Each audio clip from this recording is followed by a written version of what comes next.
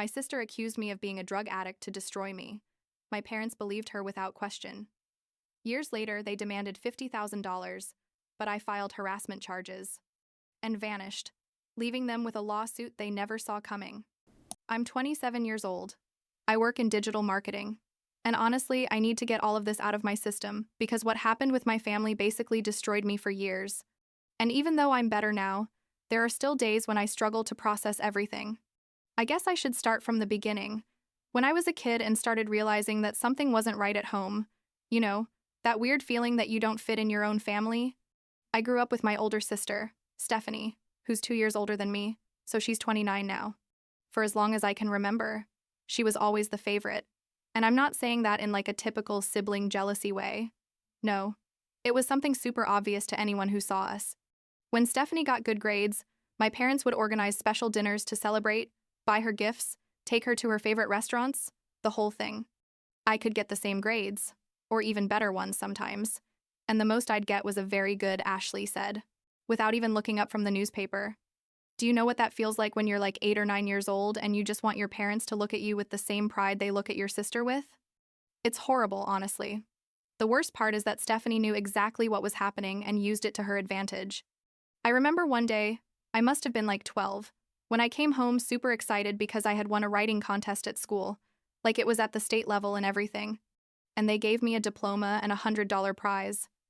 I ran inside to tell my parents, and Stephanie was there in the living room with them. My mom said something like, "That's nice, honey," but without much enthusiasm. And then Stephanie immediately started talking about how she'd been chosen to be captain of the debate team or something like that, and my parents literally forgot about my award and spent the next hour talking about how amazing she was. I went to my room with the diploma in my hand, feeling like I didn't matter, that nothing I did was going to be enough, and that's basically how my entire adolescence was. Stephanie could do whatever she wanted. Stay out late, go to parties, have boyfriends, and my parents barely said anything to her. I had a 9 o'clock curfew when I was 16. 9 o'clock. Can you believe it? If I came home 10 minutes late, they'd ground me for weeks. It was like living in two completely different universes under the same roof. What saved me was school. Honestly. Because there I was good at something and people valued me. I had friends who appreciated me for who I was, not in comparison to anyone else. When I turned 18, I got out of that house as fast as I could. I'd gotten a partial scholarship to college, was working part-time at a coffee shop near campus, and moved in with 2 roommates to a small apartment that was pretty far from my parents' house. I needed space. I needed to breathe. I needed to feel like my life was mine and not a constant comparison to my sister's. My parents barely reacted when I left. My mom helped me pack some things but didn't seem especially sad. My dad said something like, "Good luck," and that was it. Stephanie wasn't even home that day. I think she was at her boyfriend's place at the time or something. The first few years after moving out were complicated, let's say. I still had contact with my parents. I'd visit them at Christmas and Thanksgiving, but the visits were always awkward. Stephanie still lived with them. She was like 21 but didn't work or study. Just lived there like it was a hotel. And every time I showed up, it was the same thing. She was the center of attention, and I was like another piece of furniture. But anyway, I was building my own life. I finished my degree, got a decent job, and basically focused on that. Then something happened that changed everything. I was like 23 when Stephanie decided she wanted to completely destroy me. I don't know exactly why. I guess because I was doing well and she was still living with my parents, not doing anything productive with her life, and that bothered her. One day my parents called me, both on speakerphone, and said they needed to talk to me about something very serious. I went to the house thinking maybe someone was sick or something, but no. Turns out Stephanie had told them that I was supposedly using drugs and drinking alcohol excessively, that my friends were all drug addicts, that I'd dropped out of college, which I'd already finished, by the way, and basically painted this picture of me like I was an addict throwing my life away. Nothing, absolutely nothing of that was true. I barely drank alcohol, maybe an occasional beer with friends. I'd never touched drugs in my life, and I was working full-time at a marketing company. But when I tried to explain that to them, when I tried to show them evidence that I had a stable job, that I was fine, that it was all lies, they didn't believe me. My mother looked at me with that disappointed face that I can still see clearly in my mind, and told me that Stephanie had no reason to lie, that she was worried about me, that I should stop denying my problem and get help. My father just nodded at everything my mother said. I stood there in their living room, trying to process that my own parents believed my sister more than me, that they preferred to believe an elaborate lie rather than listen to my side. I felt like the floor was sinking beneath my feet. I told them that if they weren't going to believe me, then I had nothing more to talk to them about. Grabbed my things and left. Stephanie was upstairs in her room, I guess listening to everything. And when I passed by the stairs, I saw her peek out with a little smile on her face. That's when I knew she'd done it on purpose. That she'd planned everything just to hurt me. After that, I didn't talk to my parents for 2 full years. I blocked their numbers, didn't answer their emails. Nothing. At first, they tried to contact me, especially my mother. But after a few months, they gave up. It was hard. I'm not going to lie, because even though our relationship was complicated, they were still my parents, and part of me still hoped that someday they'd realize how unfair they'd been to me. But those 2 years helped me heal a bit. To understand that it wasn't my responsibility to fix a relationship where I was the only one putting in effort. Then my father got sick. I don't remember exactly what it was, something with his heart, I think, and they hospitalized him as an emergency. My aunt, my mother's sister, called me to tell me he was critical and that maybe I should go see him. I struggled a lot with myself about what to do, because on one hand I was still hurt by everything that had happened, but on the other hand I thought, what if he dies and I never had the chance to say goodbye? In the end, I decided to go to the hospital. When I arrived, the mother was there with Stephanie. Both looked tired and scared. As my mother saw me come in and started crying, she hugged me and told me she was so glad I'd come. Stephanie looked at me but didn't say anything. My father was asleep, connected to a bunch of machines, and seeing him like that broke my heart regardless of everything else. I spent the next few weeks going to the hospital almost every day during his recovery. Little by little, my mother and I started talking again. Although we never talked directly about what had happened with Stephanie's accusations, it was like we'd all collectively decided to ignore that elephant in the room. My father recovered, thank God, and after that we resumed some type of relationship. It wasn't perfect by any means, but at least we were in contact. I'd learned to set boundaries. I didn't visit them as often as before, didn't share many details of my personal life, but we'd talk on the phone every week or two. Stephanie and I basically didn't speak to each other unless it was absolutely necessary. A year later, when I was 25, my parents started having financial problems. My father had had to leave his job due to health issues, and my mother worked but didn't earn much. Stephanie still lived with them without contributing anything. They started asking me to borrow money. Small amounts at first, like $200 here, $300 there, to cover medical bills or rent. I agreed because I thought it was the right thing to do. That I should help my parents when they needed it. Over the next 2 years, I lent them a total of like $15,000, maybe more. Money they never paid me back, but well, I didn't really expect them to. I saw them as gifts more than loans. Meanwhile, my personal life was going well. I'd met Matthew, my now husband, at work like 4 years ago, and he was literally everything I needed at that point in my life. He was kind, supportive, really listened to me, and most importantly, he valued me. With him, I never felt like I had to compete for attention or constantly prove my worth. We moved in together after the first year, and the relationship was super solid. Then Matthew proposed to me right after our 4th anniversary. It was at a nice restaurant, nothing super elaborate but perfect for us.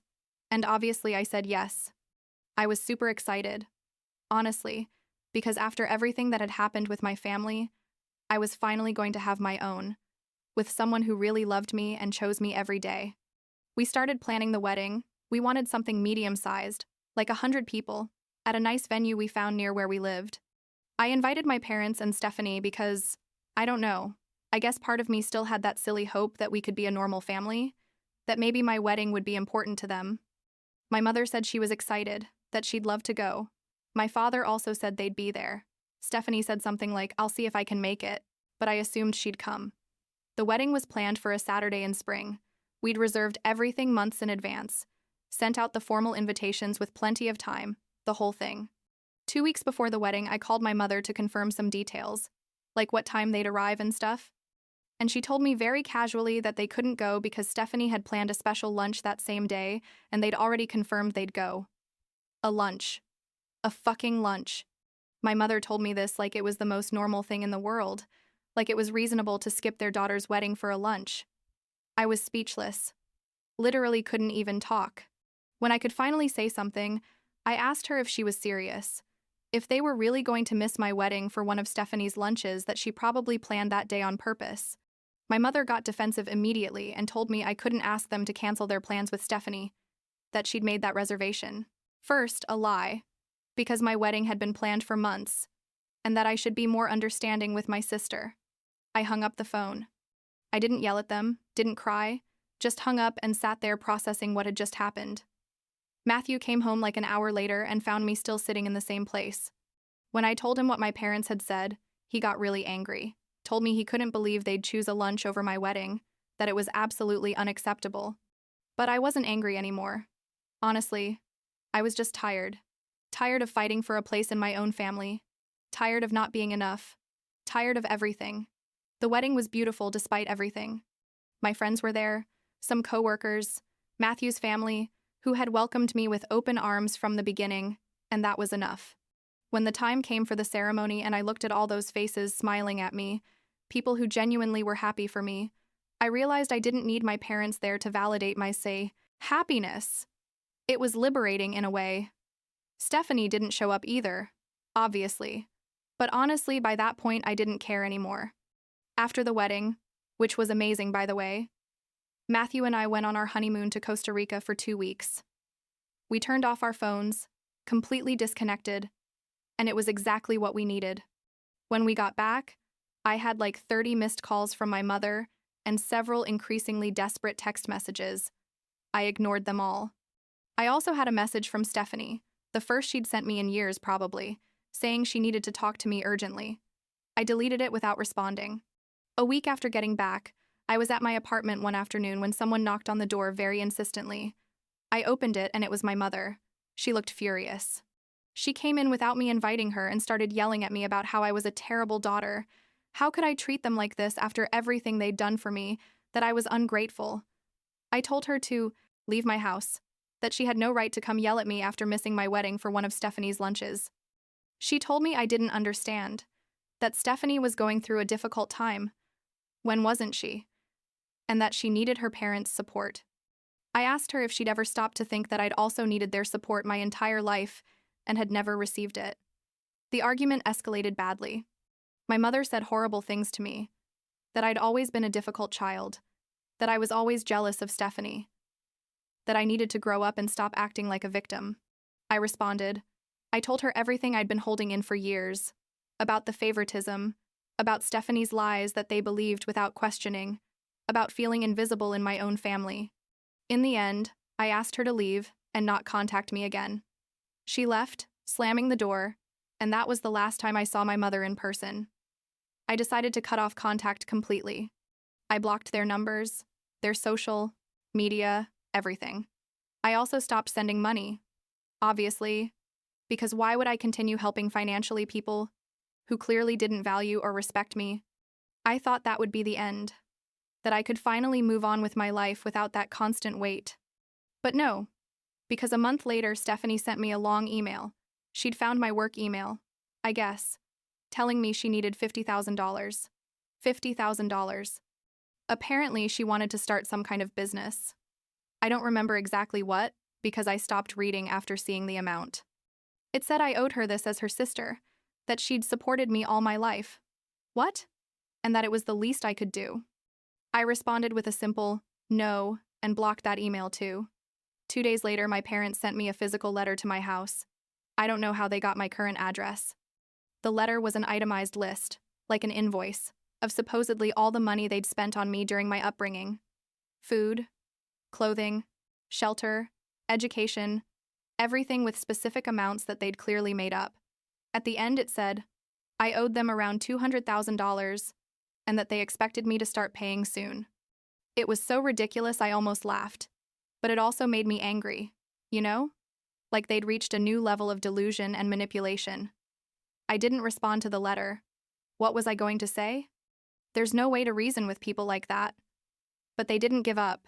Stephanie started a social media campaign, posted vague things about selfish relatives and sisters who abandon their family when they're successful, trying to publicly shame me, I guess. Some of my acquaintances sent me screenshots asking what was up, and I'd just tell them it was family drama and that I preferred not to talk about it. Things got worse. They started calling my work, leaving messages with the receptionist saying it was a family emergency. My boss called me to ask if everything was okay, because my family had called several times. I had to explain the situation to him briefly. It was super awkward.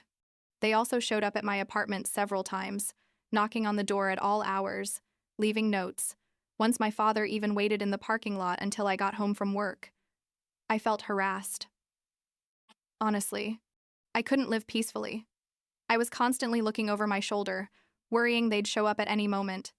Matthew was equally worried, especially when one day Stephanie knocked on the door at 11 at night screaming for me to open it. We called the police that time, and when they arrived, she'd already left, but we filed a report anyway. I consulted with a lawyer because I didn't know what else to do. The lawyer told me that legally I didn't owe them anything, that the letter they sent me had no legal value, that it was basically garbage. He recommended I consider a restraining order if the harassment continued. He also suggested I change my number, my email, basically disappear off the map, for them. And that's exactly what I did. I changed my phone number, my personal email, closed all my social media, or made them private with fake names. But it still wasn't enough. They kept finding ways to contact me, to show up where I was. The situation got to a point where it was seriously affecting my mental health. I wasn't sleeping well, was having anxiety attacks, couldn't concentrate at work. Finally, Matthew and I made a drastic decision. We moved. Not to another apartment in the same city, but to another city completely, far from everything. I found a new job in my field. Matthew got a transfer with his company, and we basically left without telling anyone where. It was like starting from zero, but this time with the certainty that we were doing it for us, for our peace and our safety. Before leaving, I filed formal charges against all three of them for harassment. I don't know what happened with that eventually because we left before it was resolved, but I wanted it on record. For there to be consequences for their actions. I don't know if it did any good, honestly, but at least I tried. Now, a few months after moving, I'm finally starting to feel like I can breathe. We live in a place where nobody knows me, where nobody knows my story, where I can just be Ashley without all the baggage of the past. Matthew and I are doing well. Our relationship is strong. We're thinking about adopting a dog soon. It sounds silly maybe, but those small, normal, life things are what I value most now. Sometimes I feel guilty. Like maybe I should have tried harder. Maybe I should have been the bigger person and forgiven everything. But then I remember everything that happened. All the years feeling less than my sister. The betrayal when they chose a lunch over my wedding. The harassment when I finally set boundaries. And I realize I have nothing to feel guilty about. I did what I had to do to protect myself and protect my marriage. I don't know if I'll ever have contact with my family again. Part of me hopes that maybe in the future, 20 years or something, they might realize what they did and maybe we can have some kind of reconciliation. But honestly, I'm not waiting for that. I'm not living my life waiting for that moment. I'm focused on the present, on building the life I want with my husband, on surrounding myself with people who truly value me. Last week, Matthew and I were cooking together in our new kitchen. Something simple. Pasta with sauce. And we were laughing about something silly that had happened at his work. And in that moment, I realized I was happy. Genuinely happy, without having to prove anything to anyone. And that's enough for now, I guess.